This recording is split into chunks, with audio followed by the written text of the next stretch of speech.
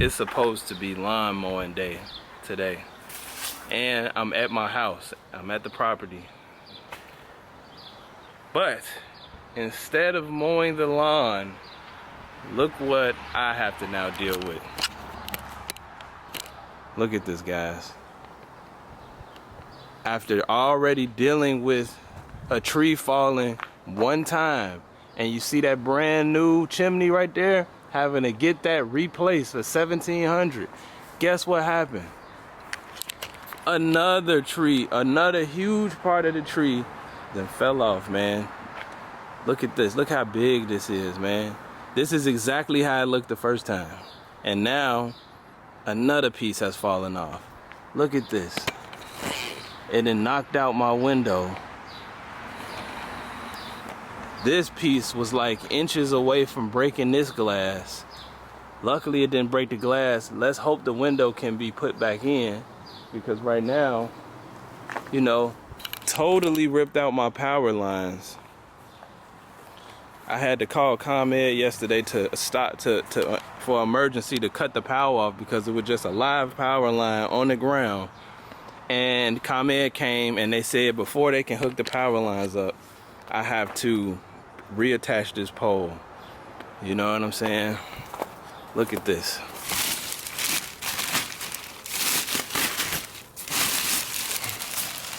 Look at this. Took everything off. Everything. Look at this. Everything, man. My camera, this is my camera cable that goes to my camera. Ripped that off. Ripped everything off, man. Like, you wouldn't believe this, man, if it wasn't on camera. I'm talking about back to back to back to back to back to back to back to back to back to back to back, bro. Look at this. So the house don't have no power, and from the looks of it, it looks like there are more dead branches. And it's like, to cut this tree down is probably gonna be another $3,000 or $4,000. I'm already in the hole with all this Airbnb mess going on with these other properties, man. You know, and it's like I owe everybody thousands right now. Now I owe myself a few thousands, and this has to take priority because there's no power going to the house. The tenant can't even live here. So it's like now I have to reroute the funds that I was trying to reroute or save up for a car or debt or whatever, or getting out of these Airbnb deals, and I have to now assess this. And they're saying electrician is saying he got to pull a permit for this in order to be able to do this, and it's gonna cost like $1,000 or $1,500. I'm still getting quoted out, man, but I can't go down for $1,500 right now, man. I cannot go down for $1,500, man, but I gotta get this solved. I think first I'm gonna rent a chainsaw. I'm gonna get a few quotes on this. ComEd told me once we put the pole back up, then they can come and do that. You know what I mean? So, I don't know. I'm gonna get a few other quotes on this, but I'm gonna get a chainsaw, man. I'm gonna rent a chainsaw and come out here and get all this stuff up, man. This is ridiculous. This is ridiculous, man. And it's like, I don't know if this is home ownership. I don't know if God is just sending me through the fire and the flame, because it's June, it's July, January, February, March, April, May, June, July, 7 months. 7 months ago, I literally dealt with this already. I don't have a video of it, but I do have pictures. Hopefully I post the pictures maybe somewhere when I find them, but I literally just dealt with this, dude. Like, you can even look, and still, if I go all the way back here, you can even look, and still, you can even see where it is damaged my gutters and everything. Like, I'm just experiencing major roof damage right now. But you can look back and you can see where they put that blue tarp from where the first tree hit, where I have roof damage that I already have to get fixed, man. It's like, and then it's all the way over there in the neighbor's yard and stuff, and then these pieces of the tree go over into the neighbor's yard, man. It's like, this crib cannot catch a break, man. And not to mention that I had a tree fall in the front I put a throwback video up of my tree that fell in the front. And then this one fell in the back, damaged my roof, knocked my chimney off. I had to get another chimney, rebuild my chimney, and now another piece has fallen. So, long story short, guys, I'm not gonna be mowing the lawns today. I'll probably do this some other day. I feel like I'm mentally checked out right now. I just need to sit down and reassess, because I'm going to have to aggressively figure this out, man. Figure something out. I gotta get out of all this mess. I'm in too much mess right now. I feel like every time I try to like lower it, something else happens that tries to put me underwater. So I'm gonna have to figure it out, guys. But this is where we at with it. This is how it looked from the front. You can see that branch right there.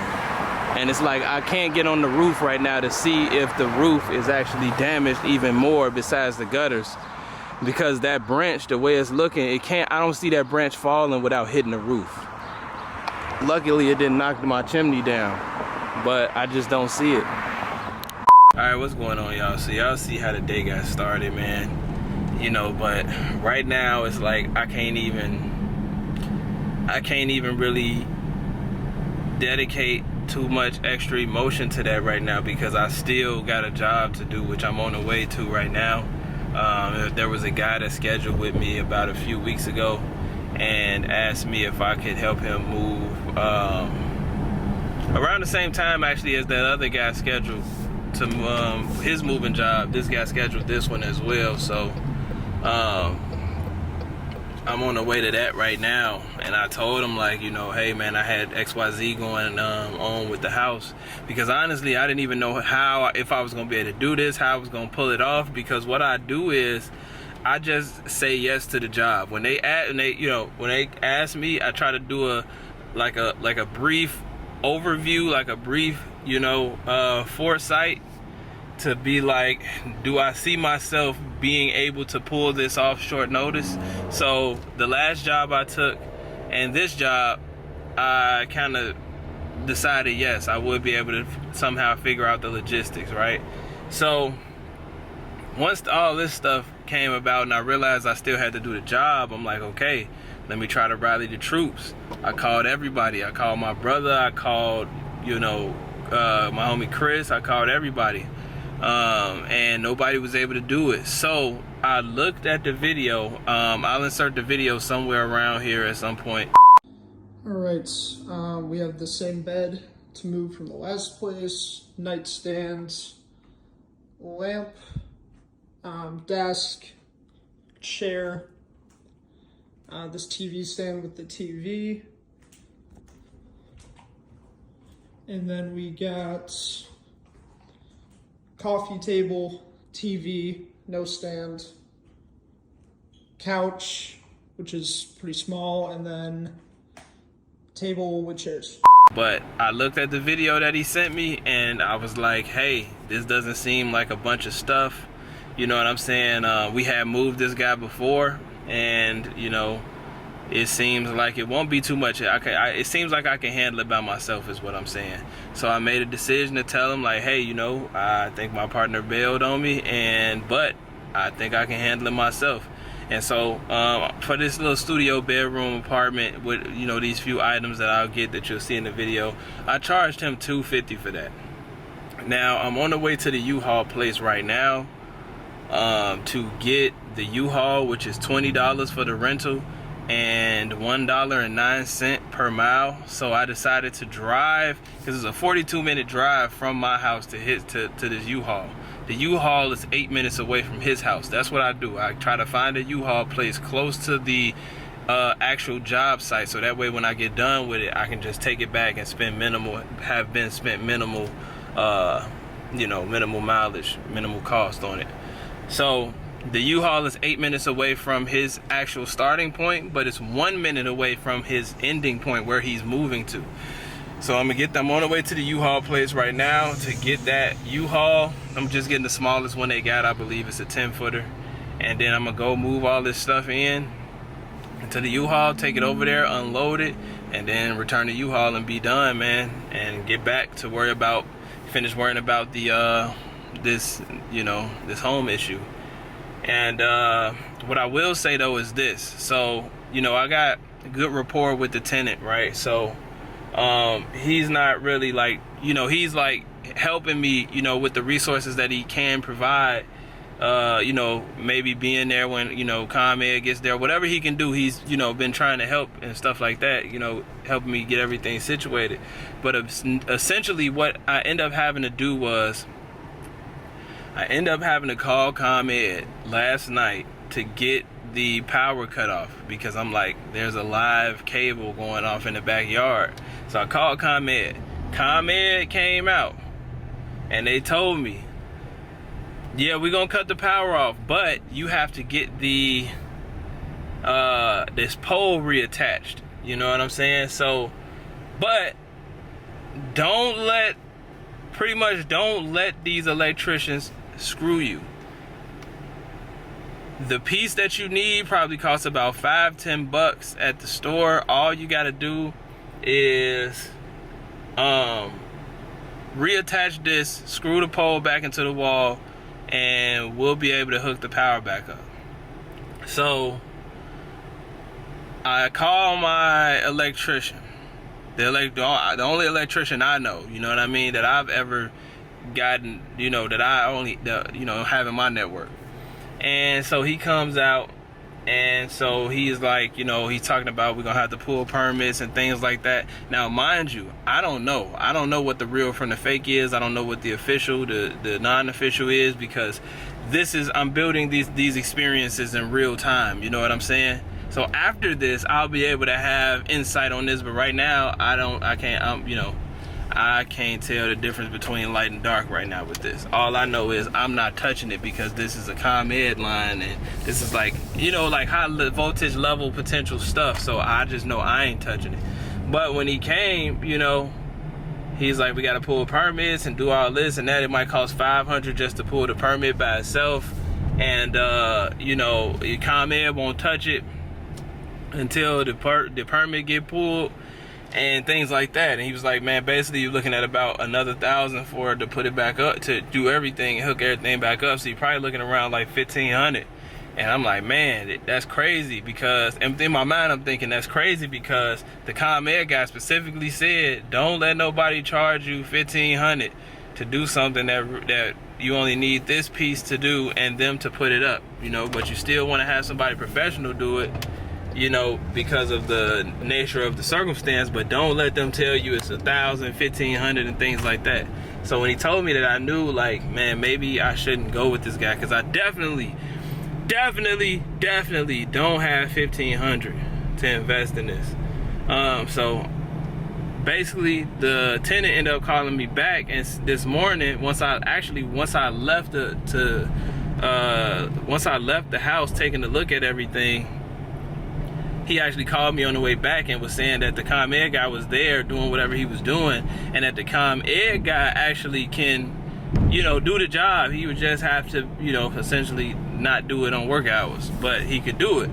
And so he's gonna charge me what seems like $500 right now to just go ahead and do everything that needs to be done.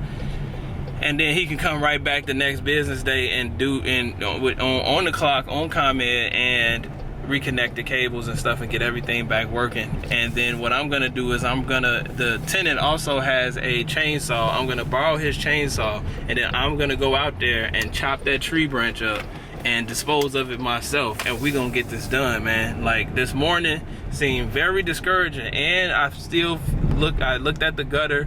The gutter probably gonna need some work, but what I realized is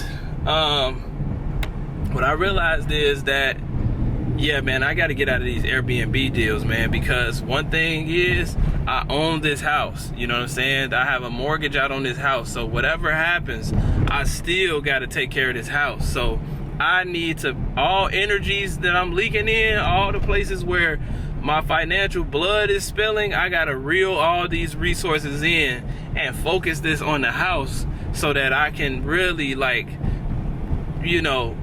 prevent anything else from happening. You know, I gotta get out of these other deals where I'm paying for other people's mortgages and stuff like that, so that I can reclaim all this energy back from and put it into my house. Now, another piece of information that I need to share with you guys is the fact that in doing my dealings, my tasks that I have to do to, you know, just my daily tasks, one of those things was recovering a check from a return of premium check from when I switched insurances from one company to another company, because I switched insurances after I had to put in the first claim with the last insurance company that I had, in which I found out then that I had a screwed up insurance policy at that time, as I was just starting to get into the insurance game, period, as an insurance agent. Ended up having to make a claim and ended up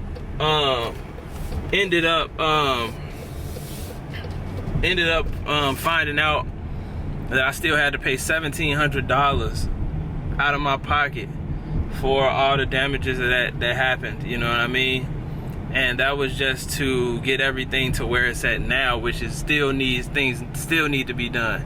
But essentially, I went through this already, man. You know, but I'm waiting on, I was supposed to be looking out for this return of premium check that my mortgage company let me know that was floating around because they don't have it. So that prompted me to do the research and things, and lo and behold, I ended up coming across this check in the mail, in a piece of mail that I just had thrown to the side. I always just bunch up my mail and throw it to the side. I never throw it away, but I bunch it up and throw it to the side and just, you know what I mean, deal with it whenever, you know what I'm saying, whenever I get around to dealing with mail stuff. So looking through it, and lo and behold, I see this check, $3,400. And so I'm like, okay, cool, because the mortgage company advises me, because I'm already on a 6-month repayment plan that's making me pay $1,000 extra a month on my mortgage due to the last time the storm came and I had to file for hardship, and they gave me a forbearance of 3 months, but that ended up backdating me with about 6 months. With about $6,000 of unpaid mortgage that I am now in the process of paying off. So how I'm looking at it is, right now I'm kind of being forced to being put in a position, right? Because the mortgage company was like, essentially, don't pay anything until August because you're locked into this payment plan. So once this payment plan goes out of effect, it also lines up that's when we're going to do your yearly evaluation. And if you put the money back in, then your mortgage won't, go up. But if you don't, then it'll go up to compensate. So because the money's no longer there, you're in a deficit. And so I'm like, cool, I plan to put the money back in in August, what he said. I just took it out, saved it. But now that this is happening, I feel like I'm in a order of operations type of situation where I got to focus on what I have going on now. And so I'm probably going to have to use these funds to temporarily pay for this. You know what I mean? Because the way I'm looking at it, and I'll probably do this again on paper or on my whiteboard just to see if I can make it make sense physically, but the way I'm looking at it is I'm already paying an extra $1,000 a month on top of my mortgage, whatever my mortgage is. And so if I was to take this $3,000 and, utilize some of it, you know what I'm saying, to essentially pay some of this stuff off, even if I wasn't able to put the whole 34 back, the increase in my mortgage that would take effect would still be way lower than the $1,000 that I've been paying anyway for my mortgage. And so with that being said, right, I'm trying to see, actually right now as we speak, as I'm formulating this, as the day continues to unfold, but now I'm thinking like, okay, what if I take this $3,400 that I'm gonna get and buy myself out of my contracts, because my Airbnb contracts, because essentially what I'm on the hook for is for what I'm on the hook for is for about, let's say 2,500, let's say $2,500 in security deposit back pay. 31,000. Yeah, let's say 35. Let's say 25.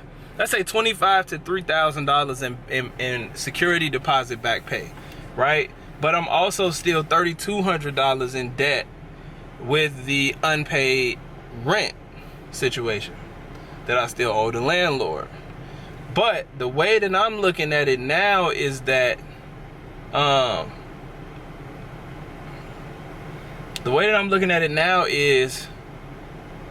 those are two separate issues. My lease with him and what it takes for me to get out of the lease, and then the debt that I'm in with the landlord, are two separate things to me. How I'm thinking about it. So if at the end of my lease I was able to just pay him all the security deposits back out of that $3,400, then technically I could transfer those leases over to him because I gave him the security deposits and I'm at the end of my lease. You know what I mean? And then we could do a separate negotiation and a separate contract for the repayment of the debt that I owe him. You know what I mean? That way I can be out of that deal, outside of the debt that we can negotiate terms and conditions on. But I essentially would wash my hands of that property. No more mowing the lawn, no more going up there changing doorknobs or none of that. I would still have to, decide how I'm getting my furniture and things like that out. But hey, at this point, I don't even care. I'll figure it out. But I just want to be done and out of that lease. And so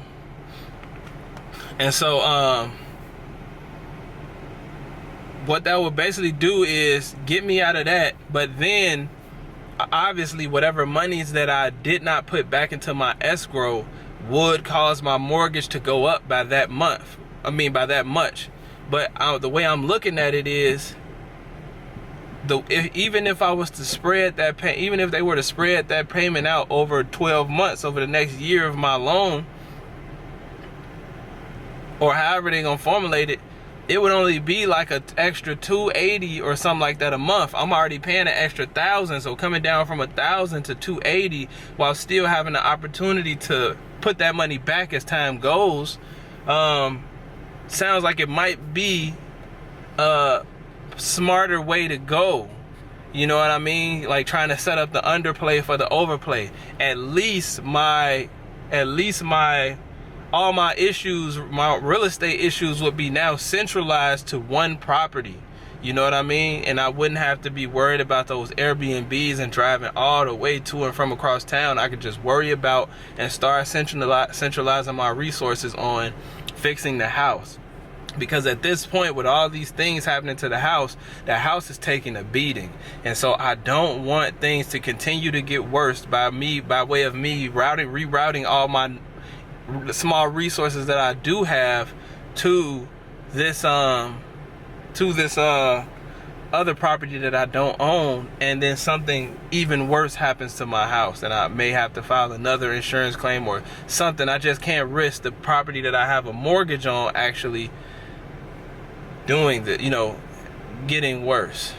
So that's where I'm at with it, guys. Like I feel like this is how I usually do it. Like, this is everything that I usually have to do like this. I have to think of on a dime, come up with these plans on a dime. And luckily God always puts like some type of way of handling it. Like, if I wouldn't have had this $3,400, I would be screwed right now. You know what I'm saying? Or I would have to have depleted my savings that I worked so hard to build so far, trying to save for a car or a down payment on a truck or something. So, and because my goal is to, whatever I do, keep my savings untouched. Even if one day I have to use my full pocket reserve and I have to drain that to zero, my goal is to keep my savings untouched regardless. So if I were to use the 3,400 plus my grandmother, you know, actually also, I'm glad I remembered this, my grandmother actually just refinanced on her property, you know, and in doing so, she was able to pull out some of the equity, and she told me that she would be willing to invest another 1,500 into basically this storm that I have going on. So if I was to take that 3,400 plus that 1,500, that would be 4,900. I am highly thinking, and I want to know what you guys think, because this is a highly contingent based strategy that I'm coming up with. But I want to know what you guys think of buying myself out of the lease, and because essentially I just have to give him the security deposits back to be able to transfer the lease over to him. Now, only one of my leases ends actually in at the end of June. I mean, at the end of July. The rest end at the end of September, I think, or October. And so he may say, hey, because you still owe me this money, I want to carry all the rest of the leases to term. And in that case, I got to figure out what I'm going to do, because if he wants to play it that way, then I'm definitely not going to do that. And I'll just keep the money and just, you know, we'll just ride it out tooth and nail. You know what I mean?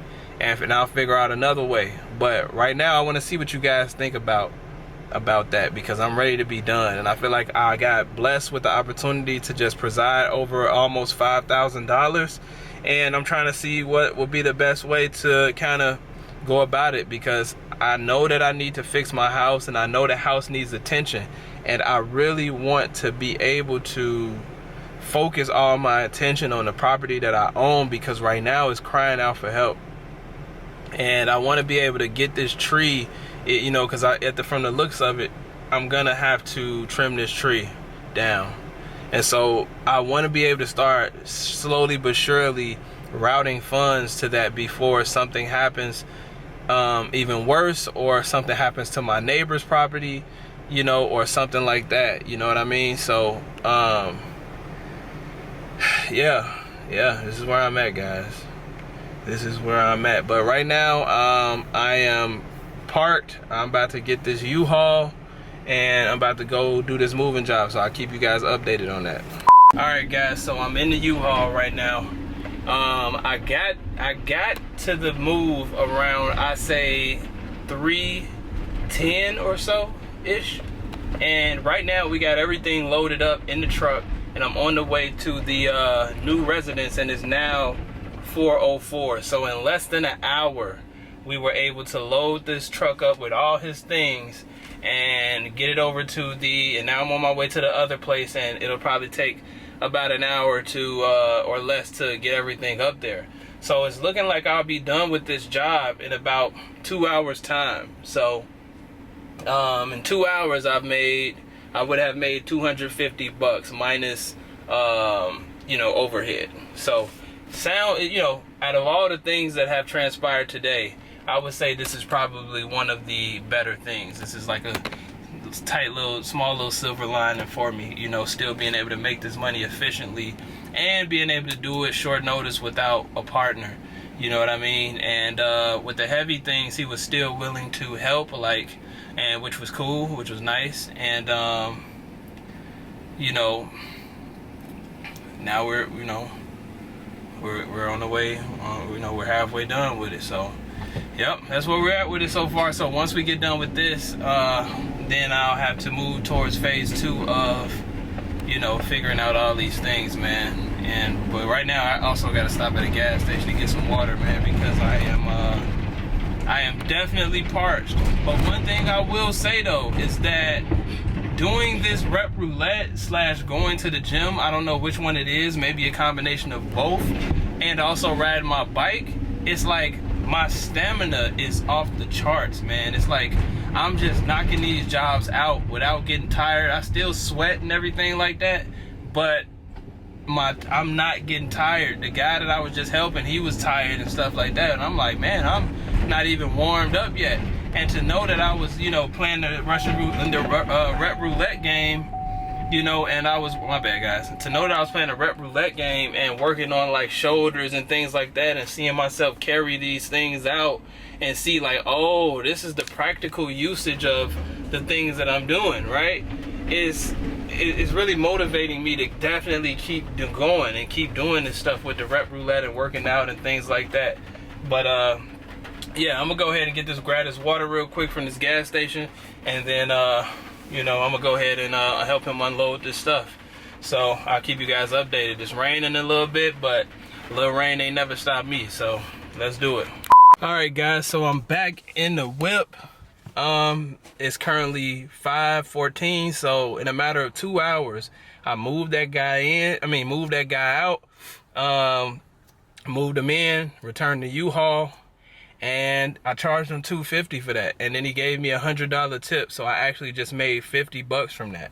So I spent $47 on the U-Haul, and then I spent $12 on the gas, so that's about $59. So looks like I made just under 300. So I got to calculate that down to see how much goes to my savings and how much goes into reserves. But yeah, guys, essentially, in 2 hours time, I made $350 in revenue, you know, almost 300 in profit. So I say, you know, as far as this moving job is concerned, it was a pretty good day, you know what I mean? But as far as like the overarching problem, I still got to fix that. But my goal is to fix that without coming out of pocket with any of these reserve money or savings money. So I still say so far we're still so far so good, man.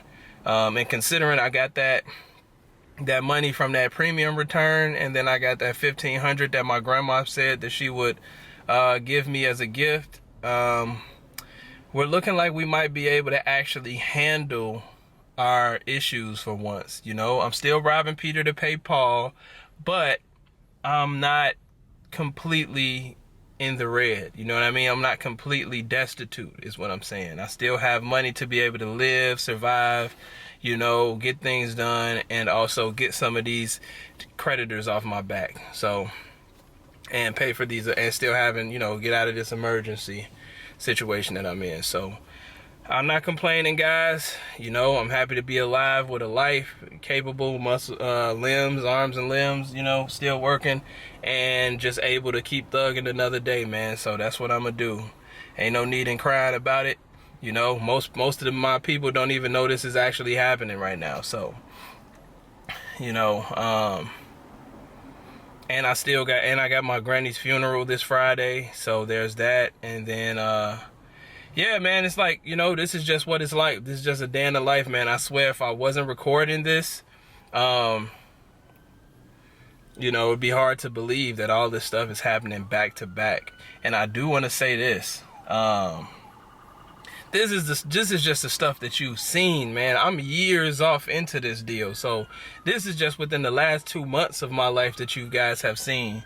So imagine, you know, years of this like lifestyle per se. It's like, oh, we got the police going past. But years of this lifestyle per se, you know what I mean? This is just the last 2 months, man, that you guys have seen. So yeah, this is my life, man. But like I said, we're gonna thug another day.